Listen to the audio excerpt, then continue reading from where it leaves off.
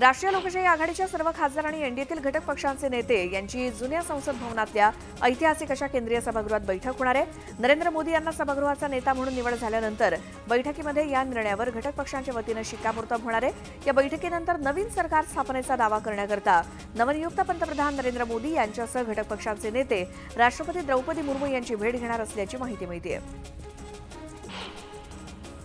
आज होणाऱ्या एनडीएच्या बैठकीनंतर जुन्या संसद भवनातील शिवसेना पक्ष कार्यालयात शिवसेना खासदारांच्या संसदीय समितीची बैठक होणार आहे। या बैठकीत शिवसेना लोकसभा गटनेता सर्व खासदारांमधून निवडला जाणार आहे। कल्याण डोंबिवलीचे खासदार डॉक्टर श्रीकांत शिंदे यांची शिवसेना लोकसभा गटनेतेपदी निवड केली जाण्याची शक्यता सूत्रांकडून समजते। उपमुख्यमंत्री देवेंद्र फडणवीस यांनी सरकारच्या जबाबदारीतून मुक्त होण्याची इच्छा जाहीर केल्यानंतर ते काल राजधानी दिल्लीमध्ये दाखल झाले होते आणि देवेंद्र फडणवीस हे आपल्या राजीनाम्यावरती ठाम असून केंद्रीय गृहमंत्री आणि भाजपचे नेते अमित शहा यांच्या भेटीनंतर त्यांच्या राजीनाम्यावरती शिक्कामोर्तब होईल। लोकसभा निकालानंतर उत्तर प्रदेश भाजपात मोठी उलथापालथ सुरू आहे। दिल्लीतील बैठकीपूर्वीच उत्तर प्रदेश भाजपचे प्रदेशाध्यक्ष भूपेंद्र चौधरी यांनी आपल्या प्रदेशाध्यक्षपदाचा राजीनामा दिलाय। मात्र अद्याप त्यांचा राजीनामा स्वीकारण्यात आला नसल्याचं समजतंय। वाशी एपीएमसी बाजारामध्ये कांद्याच्या दराला पुन्हा उसळी घेतली असून मागील आठवड्याच्या तुलनेत प्रति किलो 2 ते 3 रुपयांची दरवाढ झाली आहे। एपीएमसीत प्रति किलो 22 ते 25 रुपयांनी विक्री होणारे कांदे आता 25 ते 29 रुपयांवरती पोहोचलेत। भाजीपाल्याची आवक कमी होत असल्यामुळे बाजारभाव वाढू लागलेत। फरसबी आणि वाटाण्यासारख्या भाज्यांनी किरकोळ मार्केटमध्ये 100 ओलांडली आहे। कोथिंबीरीचे दर होलसेल मार्केटमध्ये 60 रुपयांवर पोहोचल्यानं सर्वसामान्यांच्या आहारातून कोथिंबीर गायब झाली आहे। मुंबईतील मरीन ड्राईव्ह इथे सागरी किनारा मार्गाला जोडण्यासाठी उभारण्यात येणाऱ्या ऑरेंज गेट मरीन ड्राईव्ह भुयारी मार्ग प्रकल्पासाठी एमबीपीएनं ना हरकत प्रमाणपत्र दिलंय आणि एमएमआरडीएला या मार्गाच्या शाफ्ट उभारणीसाठी एमबीपीएची जागा मिळण्याचा मार्ग मोकळा झालाय। कोकण रेल्वेनं उधना जंक्शन ते मंगळुरू जंक्शन या द्विसाप्ताहिक विशेष गाडीच्या कालावधीचा विस्तार करण्याचा निर्णय घेतलाय आणि या गाडीचा कालावधी 5 जूनपर्यंत निश्चित करण्यात आला होता। मात्र प्रवाशांच्या मागणीनुसार आता ही गाडी 30 जूनपर्यंत धावणार आहे, तर मंगळुरू जंक्शन ते उधना जंक्शन ही गाडी 1 जुलैपर्यंत सुरू राहणार आहे। उरणमध्ये प्रशासनानं आपत्ती व्यवस्थापन आराखडा जाहीर केला असून 3 गावं दरडग्रस्त तर 15 गावांना अतिवृष्टीमुळे पुराचा धोका आहे। पावसाळ्यात येणाऱ्या आपत्तीचं निराकरण करण्यासाठी उरणचं प्रशासन सज्ज झालं असून नियंत्रण कक्ष सुद्धा तयार केला गेलाय। मुंबई शहर आणि उपनगरामध्ये सुरू असलेली रस्ते काँक्रिटीकरणाची कामं पूर्ण करण्यासाठी पालिका प्रशासनानं कंत्राटदारांना आता 10 जूनची अंतिम मुदत दिली आहे। पावसाळ्यामध्ये मुंबईतील रस्त्यांवरती रस्तारोधक बांधकाम साहित्य दिसणार नाही याची खबरदारी घ्यावी आणि पावसाळ्यापूर्वी सर्व रस्ते वाहतूक योग्य करावी असे निर्देश पालिका प्रशासनानं दिलेत। पुणे मेट्रोच्या रुबी हॉल तर आंबवाडी या विस्तारित मार्गाला प्रवाशांचा चांगला प्रतिसाद मिळतोय। जानेवारीच्या तुलनेत प्रवासी संख्येत मे महिन्यात सुमारे 9 लाखांची वाढ झाली आहे। दरम्यान स्वारगेटपर्यंत मेट्रो धावण्यासाठी सप्टेंबरपर्यंतची प्रतीक्षा करावी लागणार आहे। सिडकोच्या घरांची सोडत पुन्हा लांबणीवर पडली आणि लोकसभा निवडणुकीच्या आचारसंहितेमुळे ती 7 जूनला जाहीर केली होती। मात्र 31 मे पासून विधान परिषदेच्या निवडणुकीची आचारसंहिता लागू झाल्यानं आता घरांची सोडत जुलै महिन्याच्या पहिल्या आठवड्यात होण्याची शक्यता आहे। मुंबई महानगरपालिकेच्या प्रमुख जलाशयातील पाणीसाठ्यामध्ये घट झाल्यानं 10% पाणी कपात लागू करण्याचा निर्णय जाहीर करण्यात आलाय। त्यामुळे भिवंडी शहरामध्ये ज्या भागात मुंबई महानगरपालिकेकडून पाणी पुरवठा होतो त्या भागात सुद्धा 10% कपात करण्यात येणार असून कमी दाबानं पाणी पुरवठा होणार आहे।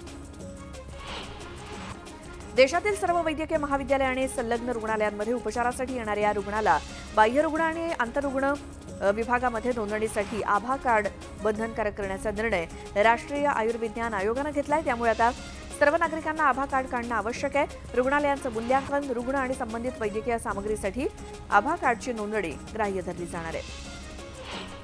कामा रुग्णालयात आयुर्वेदिक बाह्यरुग्ण विभाग सुरू करण्याची प्रक्रिया पूर्ण झाली असून रुग्णालयातील हा विभाग नुकताच सुरू करण्यात आलाय। त्यामुळे कामा रुग्णालयामध्ये येणाऱ्या रुग्णांना आता आयुर्वेदिक उपचाराचा पर्याय उपलब्ध झालाय आणि आयुर्वेदिक बाह्यरुग्ण विभागाला नागरिकांचा चांगला प्रतिसाद मिळतोय। मुंबईकरांना मोफत आणि घराजवळ आरोग्य सुविधा उपलब्ध करून देणाऱ्या हिंदुहृदय सम्राट बाळासाहेब ठाकरे आपला दवाखान्यांची संख्या 239 झाली असून आतापर्यंत या दवाखान्यांमध्ये तब्बल 57 लाखांपेक्षा अधिक रुग्णांवरती उपचार करण्यात आले। प्रस्तावित 250 दवाखान्यांपैकी 239 दवाखाने सुरू झाले असून उर्वरित 11 दवाखाने लवकरच सुरू केले जाणार आहेत।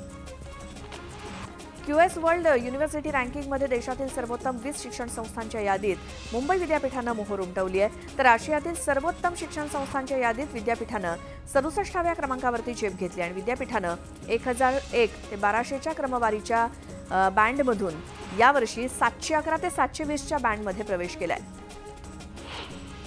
राज्यात वैद्यकीय अभ्यासक्रमाच्या एका जागेसाठी यंदा 6 विद्यार्थी स्पर्धेत आहेत. राज्यातील 1,42,665 विद्यार्थी वैद्यकीय प्रवेशासाठी पात्र ठरले असून MBBS, BDS, BMS, BHMS या सर्व अभ्यासक्रमांच्या मिळून अवघ्या 22,833 जागा उपलब्ध आहेत. त्यामुळे पात्र ठरलेल्या जवळपास 1.25 लाख विद्यार्थ्यांना वेगळा पर्याय निवडावा लागणार आहे. मुंबई विद्यापीठाची प्रवेशपूर्व ऑनलाईन नाव नोंदणीची प्रक्रिया सुरू आहे, मात्र काही विद्यार्थी प्रवेशपूर्व ऑनलाईन नाव नोंदणीकडे दुर्लक्ष करतात. परिणामी प्रवेश प्रक्रियेच्या वेळी त्यांना अडचणींचा सामना करावा लागतो. त्यामुळे पदवी अभ्यासक्रमासाठी प्रवेश घेताना विद्यार्थ्यांना महाविद्यालयाच्या प्रवेश अर्जासोबतच मुंबई विद्यापीठाच्या संकेतस्थळावरती अर्ज करणं बंधनकारक आहे, असं मुंबई विद्यापीठ प्रशासनानं स्पष्ट केलंय. पेण तालुक्यात डेंग्यूची गंभीर साथ आली आहे. पेणमधील रावे, जिते आणि इतर गावात डेंग्यूचे 12 ते 15 रुग्ण आढळलेत. सर्व रुग्णालयात रुग्णांवरती उपचार सुरू असून काही जण गंभीर असल्याची माहिती मिळते. राज्यात मान्सूनचं आगमन झालं असून विदर्भात सुद्धा लवकरच मान्सून दाखल होईल. सध्या नागपूरसह विदर्भात ढगाळ वातावरण असून काही भागात पावसाचा अंदाज वर्तवण्यात आलाय. जळगाव महानगरपालिकेनं नालेसफाई न केल्यामुळे नाल्याचं पाणी घरात शिरण्याचा धोका निर्माण झालाय. नालेसफाईबाबत अनेकदा तक्रारी करून सुद्धा काहीच कारवाई न झाल्यानं नागरिकांचा संताप झालाय. पाणी घरात शिरून दुर्घटना घडल्यास याला जबाबदार कोण, असा सवाल नाल्याच्या काठी असलेल्या रहिवाशांनी उपस्थित केलाय. पहिल्याच पावसात पंढरपूरकरांची चांगलीच तारांबळ उडाली. पंढरपुरातील संतपेठ, महात्मा फुले चौक, अंबाबाई पटांगण, छत्रपती संभाजी महाराज चौकासोबतच सकल भागातील वस्तीत सुद्धा पाणी शिरले. त्यामुळे अनेक घरातील सामानाचं अतोनात नुकसान झालंय. जळगावच्या रावेर तालुक्यामध्ये 27,000 हेक्टरवरती खरीपाची पेरणी होणार आहे. कृषी विभागाकडून संभाव्य लागवड क्षेत्राचा आकडा ग्राह्य धरण्यात आला असून सुमारे 3,000 हेक्टरवरील पेरणी कमी होण्याचा अंदाज वर्तवण्यात आलाय. मुक्ताईनगर तालुक्यात वीज वितरणच्या ढिसाळ कारभारामुळे वीज पुरवठा वारंवार खंडित होतोय. त्यामुळे आमदार चंद्रकांत पाटील आक्रमक झाले आणि वीज पुरवठा त्वरित सुरळीत करा, अन्यथा आंदोलनाला सामोरे जा, असा इशारा त्यांनी अधिकाऱ्यांना दिला. सोलापूरच्या 5 जिल्ह्यातून मोटरसायकलची चोरी करणाऱ्या चोरट्याला पोलिसांनी ताब्यात घेतलं आणि कारवाईमध्ये 15 मोटरसायकलीसह चोरट्याकडून 5 लाख रुपयांचा ऐवज जप्त करण्यात आला. लोकसभेत अजित पवार गटाला अपेक्षित यश न मिळाल्यानं आता राष्ट्रवादीत अजित पवार गटाचे आमदार नाराज असल्याच्या चर्चांना उधाण आलंय. काही आमदार नाराज असून त्यांची घरवापसी होणार असल्याचं बोललं जात आहे. दुसरीकडे याच पराभवाच्या मुद्द्यांसंदर्भात मुंबईमध्ये अजित पवारांच्या राष्ट्रवादीनं बैठकीचं आयोजन केलं होतं, मात्र या बैठकीत 5 आमदारांनी दांडी मारल्यामुळे उलटसुलट चर्चा सुरू झाल्या. एनडीएची शुक्रवारी दिल्लीमध्ये बैठक आयोजित करण्यात आली आहे. या बैठकीला उपमुख्यमंत्री अजित पवार हजर राहणार आहेत. शपथविधी आधी होणाऱ्या या बैठकीला अजित पवार जाणार आहेत आणि या बैठकीला प्रफुल्ल पटेल आणि तटकरे सुद्धा उपस्थित असतील. सत्ता स्थापनेसाठी मुंबईमध्ये खलबतं सुरू आहेत. अशातच ममता बॅनर्जी यांचा भाचा अभिषेक बॅनर्जी यांनी मुंबईमध्ये उद्धव ठाकरेंची भेट घेतली. मातोश्री या उद्धव ठाकरेंच्या निवासस्थानी त्यांनी ही भेट घेतली असून तृणमूल काँग्रेसचे सरचिटणीस असलेल्या अभिषेक बॅनर्जी यांनी बुधवारी दिल्लीमध्ये समाजवादी पक्षाचे प्रमुख अखिलेश यादव यांची सुद्धा भेट घेतली होती आणि त्यानंतर आता त्यांनी मुंबईमध्ये उद्धव ठाकरेंची भेट घेतल्यानं राजकीय वर्तुळात चर्चा सुरू झाल्यात. राणा दाम्पत्याला भाजपच्या वरिष्ठ नेत्यांनी दिल्लीला बोलावल्याची माहिती मिळते. नवनीत राणा आणि रवी राणा अमरावतीवरून दिल्लीसाठी रवाना झालेत. अमरावती लोकसभा निवडणुकीतील पराभवानंतर नवनीत राणा पहिल्यांदाच घराबाहेर पडल्या. राहुल गांधी यांनी नरेंद्र मोदी आणि अमित शहांवरती गंभीर आरोप केले आणि सरकारनं शेअर मार्केटबाबत संभ्रम निर्माण केल्यानं गुंतवणूकदारांचं कोट्यवधींचं नुकसान झाल्याचा आरोप राहुल गांधींनी केला. निवडणुकीच्या काळात मोदी आणि अमित शहा यांनी शेअर मार्केटवरती भाष्य का केलं, असा सवाल त्यांनी केलाय. तर खोट्या एक्झिट पोलनं शेअर मार्केटवरती परिणाम होऊन गुंतवणूकदारांचं 30 लाख कोटींचं नुकसान झाल्याचं ते म्हणाले. सांगलीचे विजयी उमेदवार विशाल पाटील यांनी अखेर काँग्रेसला समर्थन जाहीर केलं. विश्वजित कदम यांच्यासोबत दिल्लीत जाऊन त्यांनी राहुल गांधी आणि सोनिया गांधींची भेट घेतली. काँग्रेस अध्यक्ष मल्लिकार्जुन खरगे यांच्याकडे त्यांनी आपल्या समर्थनाचं पत्र दिलं. महाराष्ट्रातील जनतेला विश्वासघात, अहंकार आणि विभाजनाच्या राजकारणाचा पराभव केला.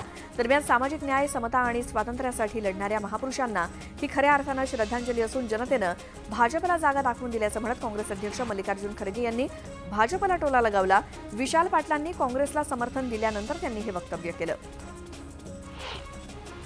उपमुख्यमंत्री देवेंद्र फडणवीस दिल्लीत दाखल झाले. ते पंतप्रधान नरेंद्र मोदी आणि केंद्रीय गृहमंत्री अमित शहांची भेट घेणार आहेत. राज्यात लोकसभा निवडणुकीत भाजपला दारुण पराभवाला सामोरं जावं लागलं आणि भाजपच्या या पराभवाची जबाबदारी देवेंद्र फडणवीसांनी स्वीकारली आहे. राज्याचं उपमुख्यमंत्रीपद सोडण्याची इच्छा त्यांनी व्यक्त केली. विधानसभा निवडणुकीपूर्वी पक्ष संघटनेसाठी पूर्णवेळ काम करण्याची भावना त्यांनी बोलून दाखवली. या संदर्भात पक्षश्रेष्ठींना विनंती करणार असल्याचं फडणवीसांनी सांगितलं. अभिनेत्री कंगना राणावतच्या कानशिलात लगावण्यात आली. चंदीगड विमानतळावरती ही घटना घडली. कंगनानं शेतकरी आंदोलनाविरोधात वक्तव्य केल्यानं महिला सीआयएसएफच्या गार्डनं कंगनाच्या कानशिलात लगावली. कुलविंदर कौर असं सीआयएसएफ गार्डचं नाव आहे. या घटनेनंतर कुलविंदर कौरला निलंबित करण्यात आलंय. इंडिया आघाडीच्या कोणत्याही नेत्याशी संपर्क ठेवू नका अशा सूचना मुख्यमंत्री एकनाथ शिंदे यांनी खासदारांना केल्या असल्याची माहिती मिळते. खासदारांसोबत झालेल्या बैठकीत हे निर्देश देण्यात आले. भाजपच्या नेत्या पंकजा मुंडे पुढच्या आठवड्यात बीडमध्ये आभार दौरा करणार आहेत. सर्व तालुक्यामध्ये जाऊन मतदारांची भेट घेणार आहेत. सोशल मीडियावरती पोस्ट करत त्यांनी ही माहिती दिली. सुप्रिया सुळे यांच्या विजयानंतर इंदापुरात बॅनर लावण्यात आलाय. हा बॅनर सर्वांचं लक्ष वेधून घेतोय. पवार साहेब काळजाचा विषय आहे अशा आशयाचे बॅनर लागल्यानं शहरामध्ये या बॅनरची जोरदार चर्चा रंगली आहे. रत्नागिरी सिंधुदुर्ग मतदारसंघाचे नवनिर्वाचित खासदार नारायण राणे यांनी मनसे अध्यक्ष राज ठाकरेंची भेट घेतली. शिवतीर्थावरती जाऊन त्यांनी राज ठाकरेंची भेट घेतली. मनसेनं महायुतीला बिनशर्त पाठिंबा जाहीर केल्यानंतर नारायण राणेंच्या प्रचारासाठी राज ठाकरेंनी कोकणात सभा घेतली होती आणि या सभेचा राणेंच्या विजयात मोठा वाटा असल्याचं म्हटलं जातंय. त्यामुळे राज ठाकरेंचे आभार मानण्यासाठी नारायण राणे यांनी ही भेट घेतली. उद्धव ठाकरेंचे खासदार मराठी मतांमुळे नाही तर मुस्लिम एकगठ्ठा मतांमुळे विजयी झाले असा दावा नारायण राणेंनी केला. मुस्लिमांची कधीच बाळासाहेबांनी हात मिळवणी केली नाही. उद्धव ठाकरेंनी बाळासाहेबांच्या विचारांची गद्दारी केल्याचा घणाघात राणेंनी केला. तसंच मला पाडण्यासाठी महायुतीतलेच काही नेत्यांनी उद्धव ठाकरेंची हात मिळवणी केल्याचा घणाघाती आरोप सुद्धा राणेंनी केला. राष्ट्रवादी काँग्रेस पक्षात फूट पडल्यानंतर राष्ट्रवादी काँग्रेस आणि एनसीपी शरदचंद्र पवार असे दोन पक्ष झाले. राष्ट्रवादी काँग्रेसचं नेतृत्व अजित पवार यांच्याकडे तर एनसीपी शरदचंद्र पवार पक्षाचं नेतृत्व शरद पवार यांच्याकडे आहे. मात्र मूळ राष्ट्रवादी काँग्रेसचा वर्धापन दिन हा 10 जूनला आहे. याच 10 जूनला दोन्ही पक्षांकडून वर्धापन दिन साजरा केला जाणार आहे तशी तयारी केली जाते. नाशिक लोकसभा मतदारसंघातून शिंदे यांच्या शिवसेनेचे उमेदवार हेमंत गोडसे यांचा पराभव झाला. मात्र आता या पराभवाचं रिपोर्ट कार्ड तयार करत ते भाजपच्या वरिष्ठांना पाठवण्यात आलंय. इतकंच नव्हे तर महायुतीतील घटक पक्षांनी युती धर्म न पाळल्यानं आपला पराभव झाला असा गंभीर आरोप गोडसेंनी केला.